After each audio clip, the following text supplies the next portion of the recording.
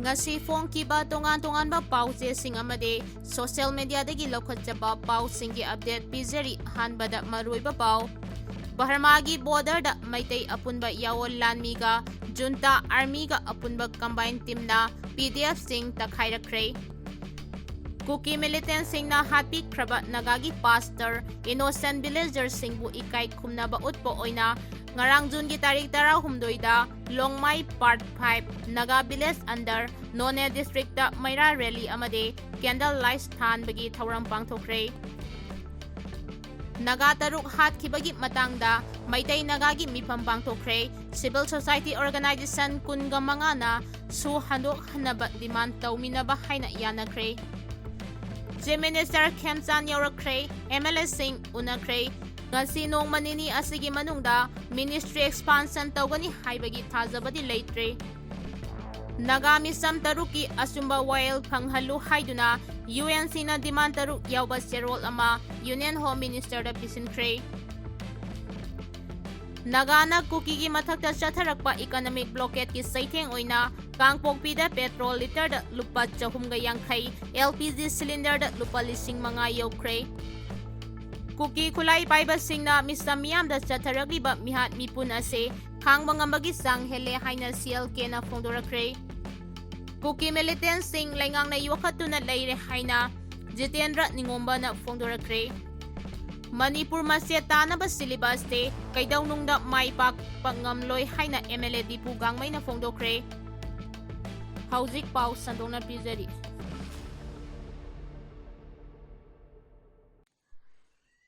Nagana Kuki gi mathakta chatharakba economic blockade ki saitheng Kangpokpi da petrol liter da lupa 450 LPG cylinder da lupa 5,000 yokre. Nagana fajin kiba Kuki taramari tekta kaidana thadoklaba matung Kuki na fajin kiba naga tarungna asiba haksang oina puthorakpada henna asauba pokhalaba naga miyamna Imphal Dimapur lambida Kuki gi mathakta sangsilakpa economic blockade ki saithengna Kangpokpida petrol liter da lupa 450 amade LPG atanba cylinder amada lupa 5,000 yawrakpadage district asigi miyam khamtheng na awaba saitheng mayuknare. Nagaland romdagi sanglakpa thau gas amade tangai fadaba polam sing pusilakpa truck sing Nagana Senapati da thatuna Kangpokpi phawandabaga loinana Imphal lomdagi changkhibagi oina Kangla tombi manakta Naga singna tangai fadaba polam sing purakpa changlakpa truck sing thatuna Kangpokpi yahonkidre. Naga amasung Kuki anigi marakta thoragliba conflicts ase sauthoraktuna ngasidi Naga singna national highways to Imphal Dimapur lambida Kangpokpi gi border nagyet animakta nongmagi tangai fadaba polam sing puba truck amata Kangpokpi da sanghandana thamkhre. Imphal dagi Kangpokpi da posai pusilakpa truck kudingmak Kangla tombi manakta masing yamlabat Naga nupa sing makhuta watu paiduna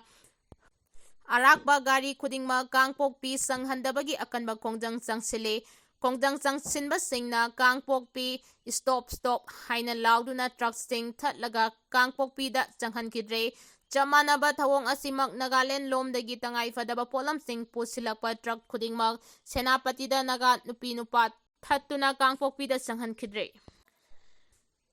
Naga taruk hat kibagi matangda maitai Nagagi mifam pangthokre. Civil society organization kunga mangana su handok hanaba demand tawminaba haina yanakre. Naga amadi Imphal gi civil society organization kunga manga rongi apunba mifam ama pangthokkibaga loinana Naga taruk hat kibagi matangda matik saba thabak laukhatkadabani haina mari lainaba singda taksinkre. Mifam adu loiraba matungda Imphal gi Classic Hotel da pangthokkiba paugi mifam amada Joint Tribe Council Manipur gi convener Merazau Kabuin Hai Me 12 gi MBUs matung tarakpada Naga amadi Kuki gi misam kaya phajinduna thamnake. Naga singna Kuki gi miyoi 13 amasung Kuki singna Naga gi miyoi 3 adu thadorangnaba kayarak hana appeal tawbada Kuki singna miyoi 3 adu phaba laite haina hanjin phongdorake. Kuki na phajilamba Naga 12 gi mangjaunana thadokkhre haina su khangalake. Akonbada wafam ase mi mangkhibagi case oina unarakpa honarakpaga loinana Laingakna missing person case oina phongdorake matung tarakpada laingak amade Kuki CSO singa kayarak hana wari sanaraba matungda naga singna miyoibagi minungsida yumpham oiraga phajinduna thamlamba Kuki taramari asoyangam yauhandana thadorake makoi taramari phajinduna thamlingaida chana thaknaba amade atai polam kaya pikhibagal loinana asoyangam yauhandana thadokhibane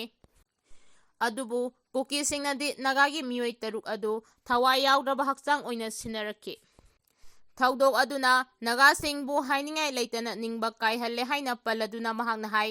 state lengakna leilon wifi gi case ta chenariba miyoi khudingmak faraga logi matung ina matik chaba thabak lokhatkadabane joint tribe council na thawdok asida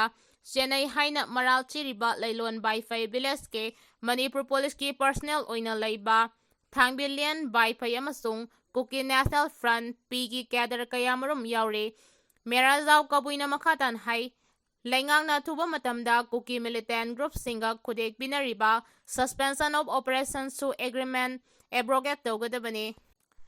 KNFP India government na terrorist organization oina laukthokadabane Deputy Minister Namsakit Gengi imung manunggi miyoi KNFP ga mari lainaba maramna minister asi khudakta mafam laukthokadabane haina miyangi apunba mifamna warep laukhre Kuki khulai paiba singna misam miyamda chatharagliba mihat mipun ase khangba ngambagi sang hele haina CLK na phongdorakre Kuki khulai paiba singna misam miyamda chatharagliba mihat mipun ase khangba ngambagi sang hele oiragliba phibam asida aikhoi sapchaba phirep amaga loinana thabak tawminase Handaki naga misam taruk hatkiba sigi asumba wayal phangdriba phawba amasong Kuki militant singna chatharagliba su abrogate tawba yauna makoigi mathakta chapchaba thabak paikhatriba phawba yellow furup sing amato ina punsinduna chapchana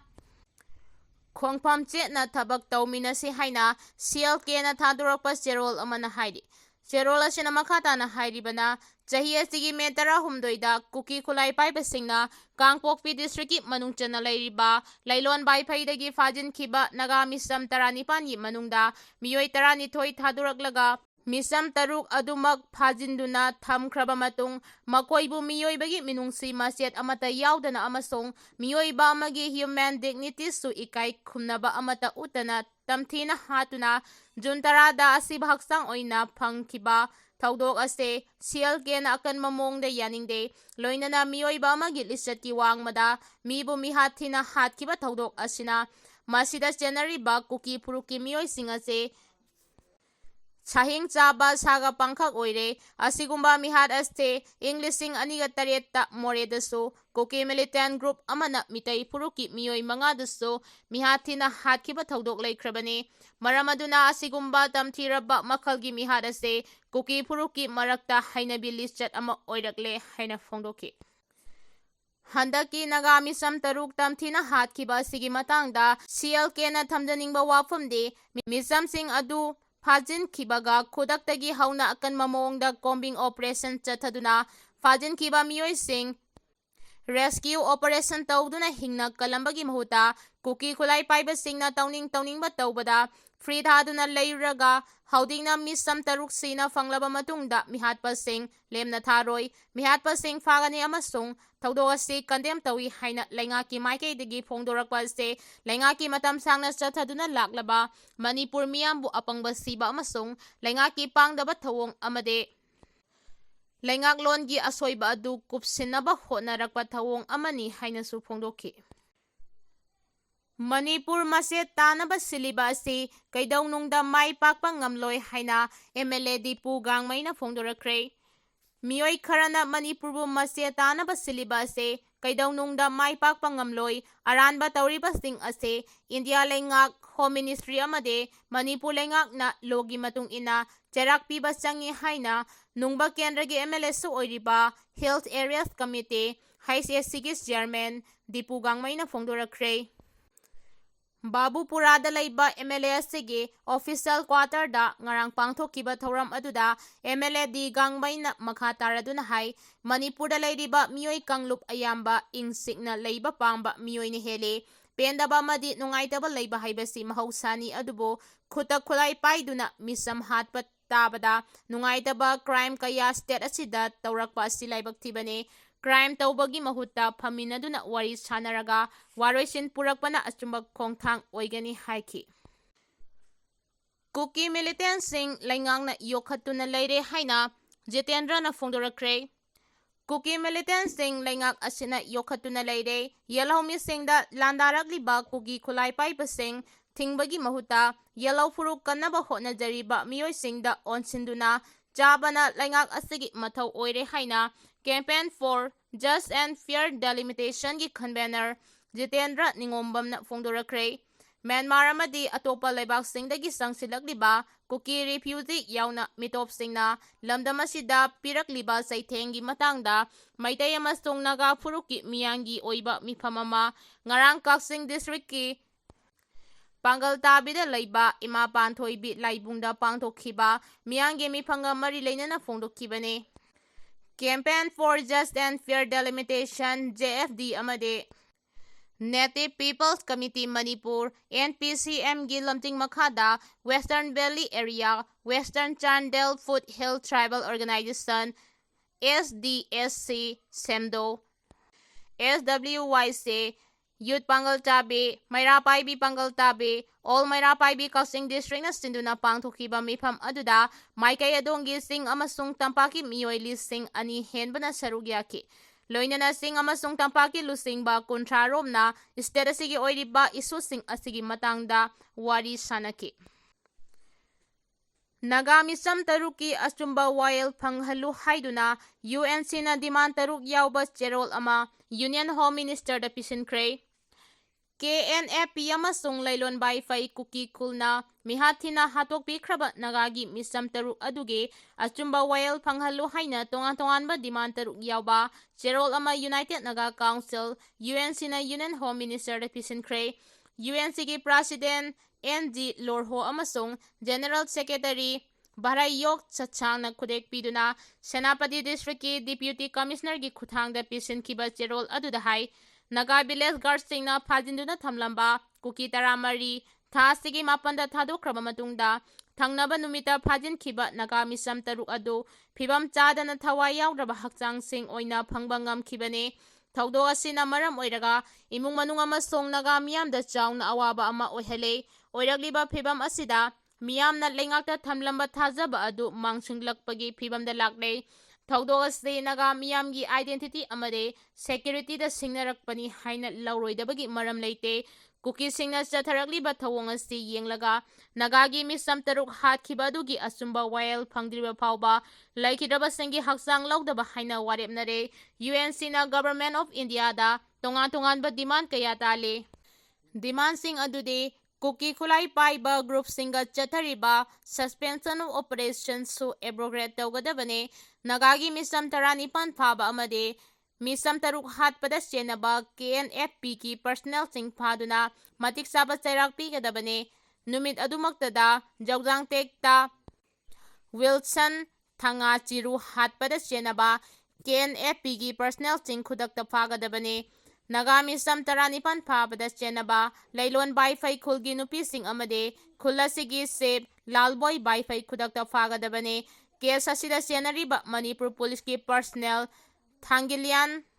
bai fai apokpa lanai hau bai fai khudakta phagadabane KNFP na chatharagli ba ka henba thawong sing asi yenglaga group asi terrorist organization ni haina lauthokadabani haidi Amaromda Howdy State asigi Deputy Chief Minister oina thaupuribi Nemcha Gibgen asi Kuki Militant Group KNFP gi President Saminthang atopa ming Thangboy Gibgen gi loina bini mahangna Deputy Chief Minister gi famaste makhata na piduna lairabade state amasung laibak asigi internal security da soidana compromise tawraklagani maramaduna mahak Deputy Chief Minister gi phamdagi athubada lauthokpiyo UNC na taliba demand sing asi athuba matamda thabak tawanthokpiyo miyamna union lengakta thamliba thajaba adu manghanbiganu haina Cherol aduna makatana taksilagli Chief Minister Khemchan Yorakre MLA sing unakre ngasi nongma nini asigi manungda ministry expansion tawgani haibagi thajabadi leitri hairi. Delhi da pangthokpa tongan-tonganba official oiba thauramsing yaurunaba tha sigi tarada Delhi da chatkiba Manipur gi Chief Minister Yumnam Khemchand ngarang nungtil pung 2 tabada Imphal da yaurakre. Mahakna Imphal da yauraklaba matungda ngarang numidang wairam NDA gi partner oiriba MLA sing punna unaduna hauji state asida thokliba tangdu leitadaba phibamsing asigi matangda wari sanakre. Adumakbu nongma nini asigi manungda ministry expansion taurakani haibagi thajabade hauzik faubagi leitre. Handagi Chief Minister gi Delhi gi khongchat asigi manungda Union Minister of Road Transport and Highways Nitin Gadkari unaduna National Highways Project singidamak athuba matamda sel thadokpinaba amasung Thabaksing loisinhanbinaba taksinba leike maruoina Chief Minister na Imphal Jiribam Highways amasung Imphal Dimapur Highways aniya sigi phibam phagathanaba Nitin Gadkari da taksinke. Niti Ayogi mifamda Chief Minister Yumnam Khemchand sarugya ke state asigi law and order gi phibam phagatle haina phongdokpaga loinana state asida thokliba kanglukki irangi mari leinana lanjena duna leiramba IDP lising tara romso masa masagi mayumda khunda laita hankiba laikhre haina phongdokki.